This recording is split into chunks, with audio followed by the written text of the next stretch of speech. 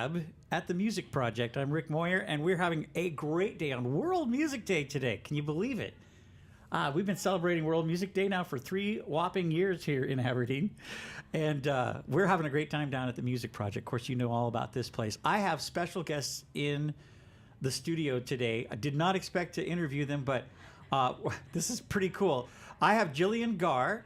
And Gillian, hi. Hello, hello. It's great to be here. Thank you for being here. We'll talk about what you do here in a couple seconds. And then I also have Charles Peterson in the studio with me. Hi, Charles. Hi. Yeah, thanks for having me. I'm excited. One more time. Say hello again. I've got to get you, make sure your mic's working. Hello, there hello. You go. Now I hear you. That's great. Charles, you just got done doing like a question and answer thing about your photography. And I thought it was fascinating, actually. We had great questions, I thought. Yeah. And you shared about your photography in such an amazing way. You kind of like a pioneer of taking this whole grunge movement and this rock and roll movement in Seattle. Have you always lived in Seattle? Is that kind of your stomping grounds? Yeah. Since the age of about 7 or 8. Wow. Grew up in the suburbs. That's cool. Originally in Bothell. That's really cool. That's a kind of a crazy, fast-paced life up there compared to Aberdeen. Jeez. Even in Bothell. I was gonna say, yeah, that's a little nuts. I wanted to ask you a little bit, and we'll get over to Gillian in a second. Your book is here. You got a brand new book out. Your books and stuff are here at the Music Project. They are. You're involved in the Music Project, not just in your art being shown and your photographs being shown. You're on the board of directors. I am. Why are you part of the Music Project? What's important about this place to you? Well, I think it's important to have the legacy of Kurt and Nirvana done properly. Yes. Yeah. So, and Lee and Danny that are doing it are fantastic people, and they invited me on, and we just, they definitely convinced me they were going to do it right, and they have. And they have. Yeah. That's the thing that I loved is they don't exploit it, and they're not taking advantage of it. I think they're showing the guts of it. I don't know how to describe that to people, but they when they come in, they're like, "Oh, I thought this was going to be like commercial, and it's not. No, it's more of a feeling. Even though the visuals are awesome, and what you hear is great, it's just there's a feeling about it that's like, hey, we're celebrating this. This is creativity. This is the wonder of it all. Because I mean, Nirvana's music. It's hard to explain why it impacts people the way it does, and it does a little bit differently to every person. Well, I think it's very timeless. Their music, and that shows in the fan base. You got older folks that love Nirvana because they were there when, and then you got all these young people that are into it, and it's like that's pretty cool. That's hard to do in music. It is, That's a really cool thing. Yeah, and you were there to take pictures. I was, I mean, early days especially. Did you know them personally? I mean, were you friends? I would say I was more of an acquaintance, and we just.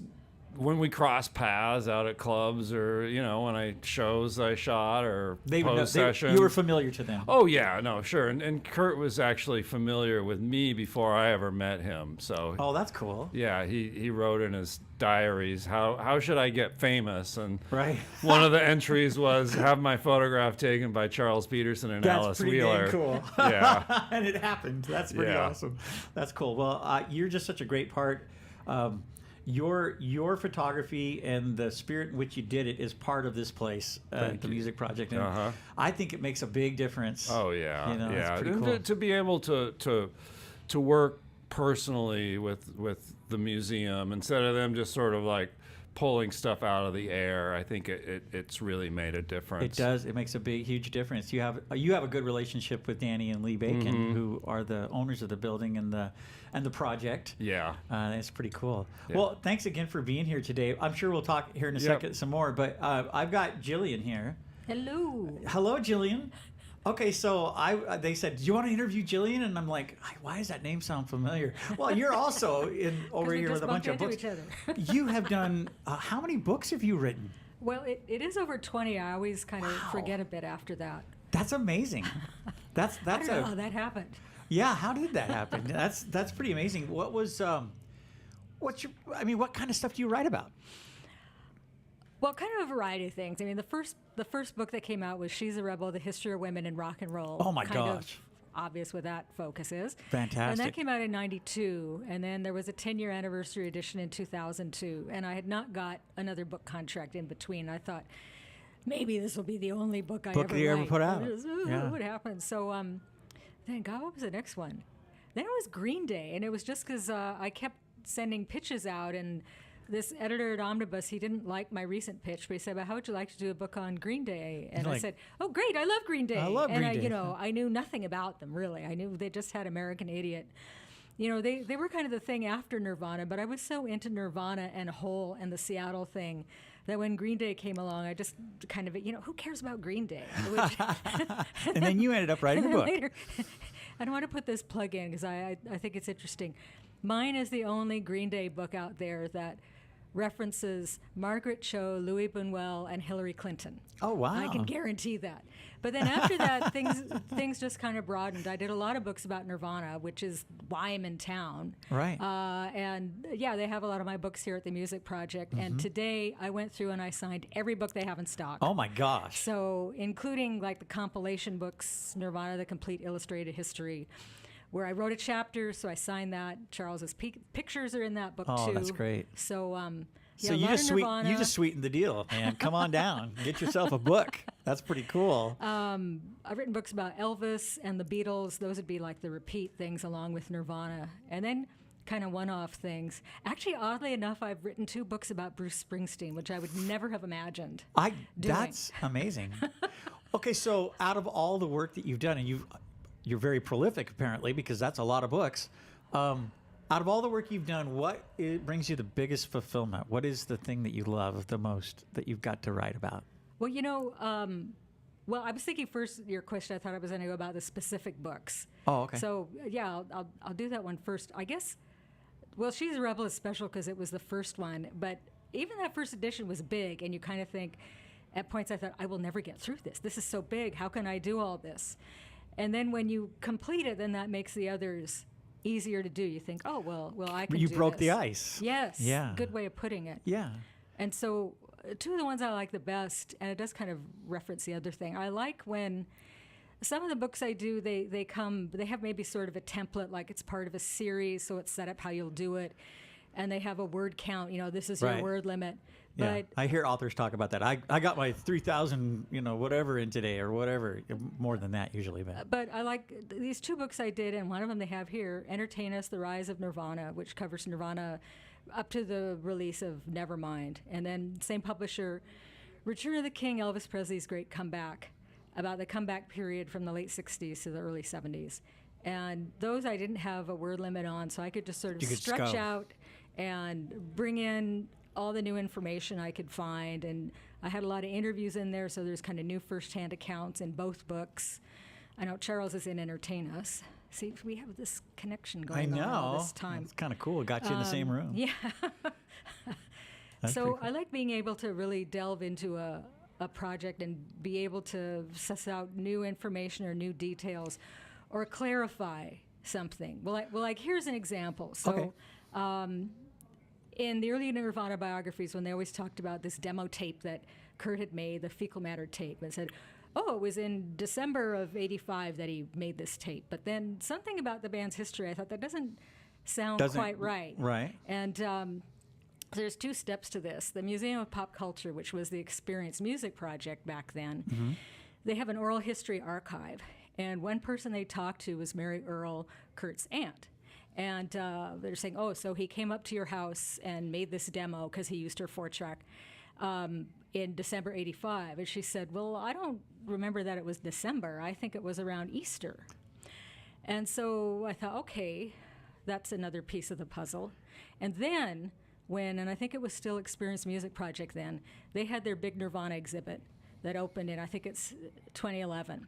So I was going to a press preview, and there was a letter from Buzz Osborne of the Melvins to Chris Novoselic that they have in there. And it was just after Kurt had made the Fecal Matter tape. Oh, and when was it dated? It was in 1986. Okay. And this was, for part of that year, Chris and his then girlfriend or wife, I don't, maybe they weren't married then, but the couple that got tired of living here, they moved to Arizona to see if there were better work opportunities. Right. So Chris was living down there in Arizona, and Buzz had a copy of this tape because the Melvins drummer Dale Grover was also on it. And he wrote to Chris about it. And he said, yeah, Cobain made this tape. Yeah, you know, the songs aren't bad. He could probably do something with that. You know, this guy could maybe go places. Little did he know. As long as they changed the band name. Yeah. But then, yeah, it's dated. So it's dated like either March or April 87. And I looked up on a calendar whenever Easter was. So I don't know, did Kurt come up the week before Easter, the week after, which was Easter break for him. But I thought, okay, this establishes it was at Easter time in 86 and not Christmas And of that's 85. something that nobody would know. I mean, but you kind of did detective work and got that out there, and Yeah, now we yeah. have a full picture of it. now. Yeah. And, you know, there's the letter is kind of the proof. It's the verification. That's really cool. So you're like that, aren't you? I can tell. You're an investigative reporter. That's what you do. You dig in there. Yeah. Well, it's especially fun if there's a conventional or an accepted story, but then you find proof that That it isn't that says, necessarily no, that way. Maybe it's this way, and here we have That's this what makes concrete evidence. And that's what makes people want to read your books, because they're like, wait a second, this is cool. I didn't know this. I see that a lot when people come into the music experience here. The music project, they come in here and Chuck or Emma or Danny or Lee will be talking to them about something, and they'll say, well, yeah, blah, blah, blah. And they'll go, well, yeah, actually, and blah, blah, blah.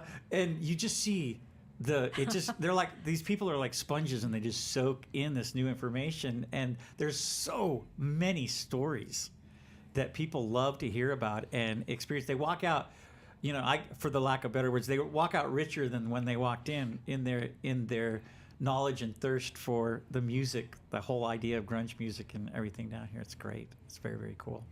I got Sure. Speaking of the Fecal Matter tape, All right. I had last year had a gentleman in town from Chile, and he came in and did a video interview of me in my office and cool. all that. And at the end, he's like, oh, I like to make these reproductions, and he handed me a reproduction of the Fecal Matter tape.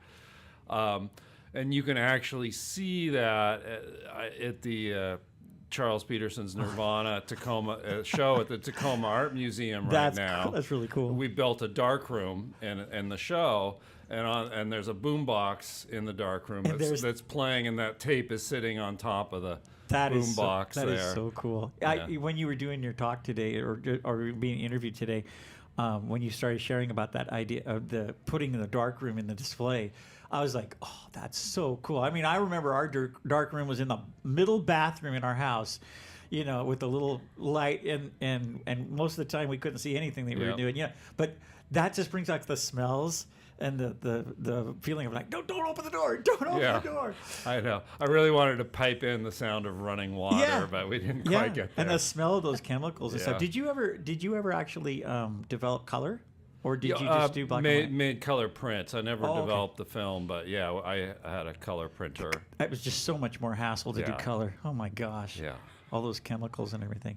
Well, real quick, Gillian, talk a little bit about what the music project here means to you. I mean, I know they're carrying your books and everything, but what has been your experience here? What do you think about it?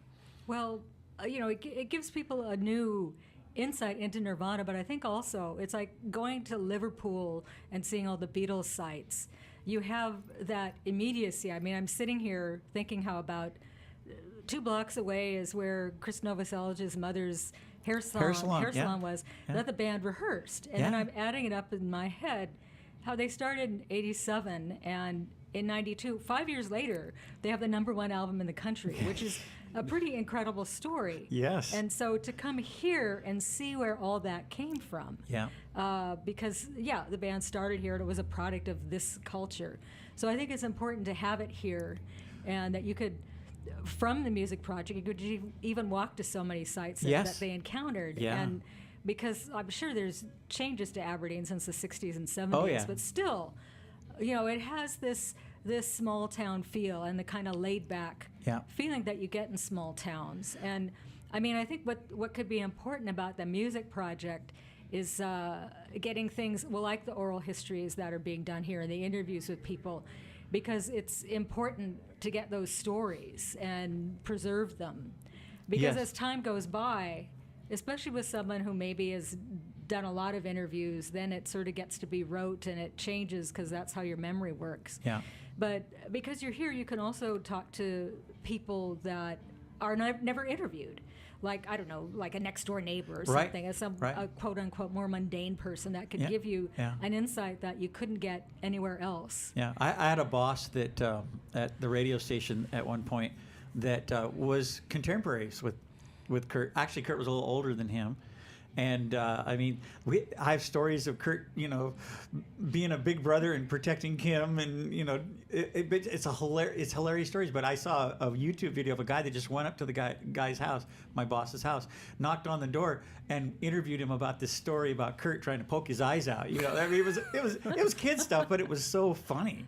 But that's what it's like around here. There's people that they knew, some that have never shared their stories and stuff, and so it's really cool when you run into people like that. It's awesome. Where I live in Seattle, we have kind of a miniature version of that, in the fact that I get up every morning and I look out the window at the Aleshai Elementary School, Yeah. and the first thing that goes through my mind, that's where Jimi Hendrix went to. Wow, that's school. just amazing. You That know, kinda blows my to mind. know that he rode his bike along our Right. street and in the neighborhood. Yeah, and I think That's that amazing. same thing here, like to be able to, like Julie said, to go to these spots or just to walk the street that Yeah, they that's did. very cool. Let me ask before we go, because there's lots more World Music Day going on, and so many yeah. cool things coming up today and this evening. Gillian, how would somebody go about, other than coming to the Music Project, which they should do to get your book, but how do they contact you or look at more of your stuff? How can they find you? Well, let's see. I'm on Twitter. I know it's called X, but I always thought X was a I know, stupid I name. like Twitter. I kept that one there, and I have a Facebook fan page. I Oh, haven't good. set up my own page yet. That's Gillian Gaar Writer, and that's just the kind Okay. of page, you can like it. You don't have to send a personal request or anything. And it's And- Gillian with a G. Yeah, Gillian with a G. And Gaar, G-A-R. GAAR. G-A-A-R. See, 10 Oh, that's points- cool. 10 points to Charles. I like and, that. all the books, all my books that are in print should be available to buy from any reputable bookstore. Okay, I always good. suggest that people contact, Stores here in town. like in Seattle, I say, Yeah. go to Elliott Bay Book Company. And Right. in Portland, go to... Here downtown here, over in Hoquiam, not too far from us, is a place called Harbor Books that I. Yeah. Oh, great. Well, Yeah. I should have to go there and sign things. Yeah, come on now.